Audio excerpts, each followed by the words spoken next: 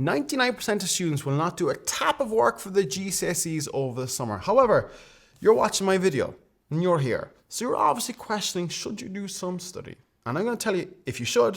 And number two, what are the rules of studying over summer? And so the first thing I'm going to say to you is, it is beneficial for some students to study over summer. I think it comes down to you.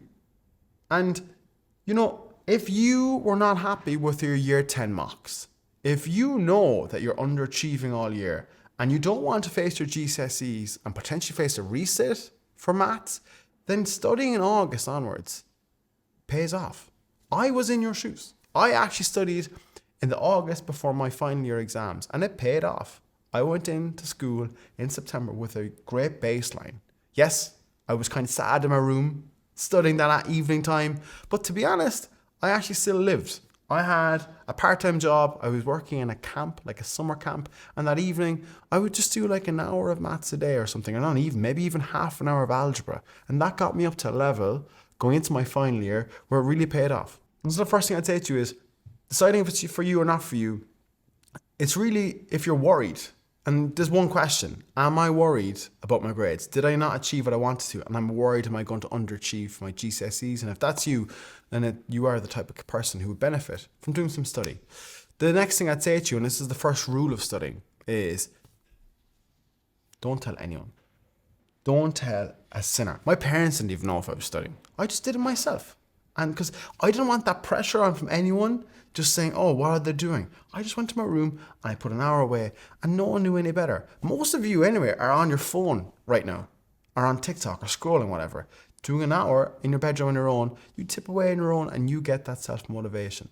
Now I know it's very hard to find that, but that's the first thing I'd say is I wouldn't tell anyone, not even your friends. The next thing and the next rule about studying over summer is it's really about setting like a set time. So if you're like, well, I actually think teacher's right and I want to study for my GCSEs over summer and my GCSE maths in particular, then I would just say, right, on Monday, Tuesday and Wednesday, 3 days a week, I'm going to study at 7 p.m. I have the time and I block it off in the calendar almost, and then you stick by it and you stick to it and it pays off. The next rule of studying over summer is a nice, cool room. It is sweltering right now. I think you should get a nice, cool room away from the sun and then you're fine. It's oftentimes a bit more relaxed over summer anyway. You've no real pressure, so you can actually have time physically to learn and ingest the material, what you're trying to study over summer, rather than rushing through school. I think that's a huge benefit when you're trying to study over summer. You know what I mean? And then the last rule of studying about what you need to study over summer, I think it's like people always ask, like, what should you study? If you need a hand, I'll put underneath here a link to our free GCSE maths notes, and some of you will get huge benefit from that. I'll put it in the bio.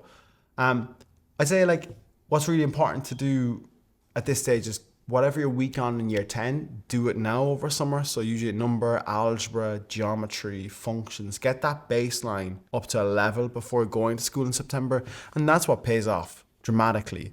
And just actively doing questions, looking at notes, trying to recall what was going on, and then doing questions. Go to the end of your chapter in your book, look at examples, look at how they change from step 1 to step 2, just running through stuff like that and writing, thinking ink, constantly writing out questions, doing. That's what pays off dramatically. I hope that helps. And remember, follow along with Breakthrough Maths. I'm going to give so many videos and help for you over the next while to get through your GCSEs and you'll never look back.